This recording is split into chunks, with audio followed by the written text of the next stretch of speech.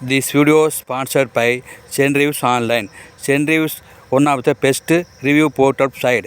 இதோட website link வந்து என்னோட டிஸ்கிரிப்ஷன்ல இருக்குது பார்த்துக்குங்க. நான் தான் மாப்பிளையோட அப்பா. ஏங்க இந்த பார்சல் எப்ப பிரிப்பீங்க? இப்ப பிரிச்சாலும் பிரிப்போம், எல்லாரும் போட்டு சாயந்தரம் பிரிச்சாலும் பிரிப்போம். அத பத்தி உங்களுக்கு என்ன கவலை? நீங்க தான் பரிசு கொடுத்துருங்க, சாப்பிடுங்க.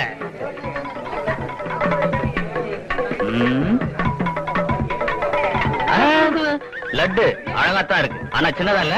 ஆமா சம்மந்தி சின்னதா இருந்தா என்ன, உங்களுக்கு வேணும்னா 10 லட்டு சேர்த்து சாப்பிடுங்க. என்னது 10 லட்டு சாப்பிடுறதா? நான் இதுக்கு முன்ன லட்டே சாப்பிட்டது இல்லையா? உங்க வீட்டுக்கு தான் சாப்பிட வந்திருக்கனா? அதுக்கு இல்லைங்க, நீங்க ஆசைப்பட்டீங்களேன்னு சொன்னேன். ஆசைப்படுறேனா?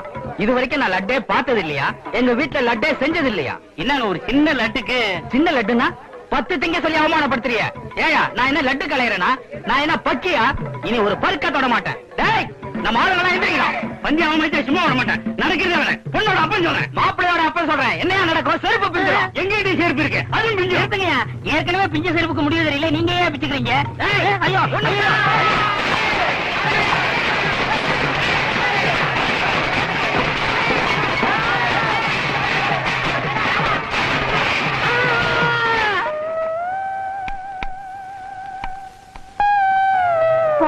போக வேண்டாம் சொன்னேன், கேட்டியா?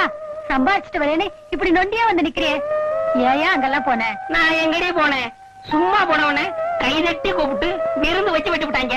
உக்காரியா சம்பாதிச்சு போனேன்னு சொன்னேன், கேட்கல. பொம்பளை பேச்சு கேட்காத ஆம்பளைங்களுக்குலாம் இதுதான் கதி. செருப்பு அந்து போச்சு, 4 ரூபாய்க்கு கஞ்சத்தனப்பட்டேன். இப்ப வாழ்க்கை பூரா செருப்பே போட முடியாம போச்சு.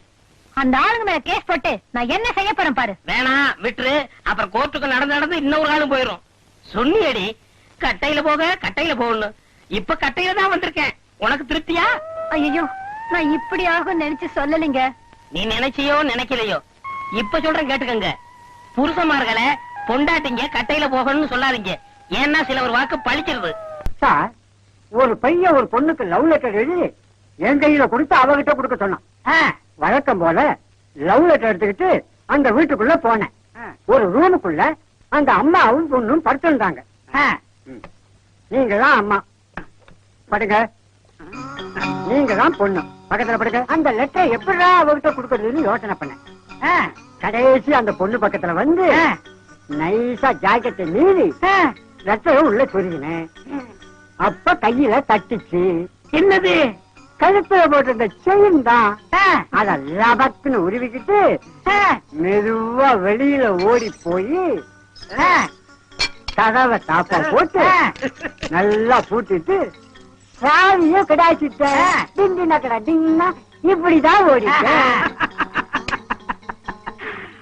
அப்புறம் என்ன? அப்புறம் அதுக்கப்புறம் தான் மார்வாடி கடையில வைக்கும் போது புடிச்சிட்டோமே. ஆமாமா யோ, கைதியா இருந்தாலும் நல்ல ஒத்துழைப்பு கொடுக்கறாங்க. அநேகமா இந்த கேஸ்ல நமக்கு ரிவார்டு கிடைக்கும்னு நினைக்கிறேன். கருவாடு தான் கிடைக்கும். கதை சொல்ற மாதிரி உங்களை உள்ள வச்சு பூட்டிட்டு ஓடி போயிட்டான்.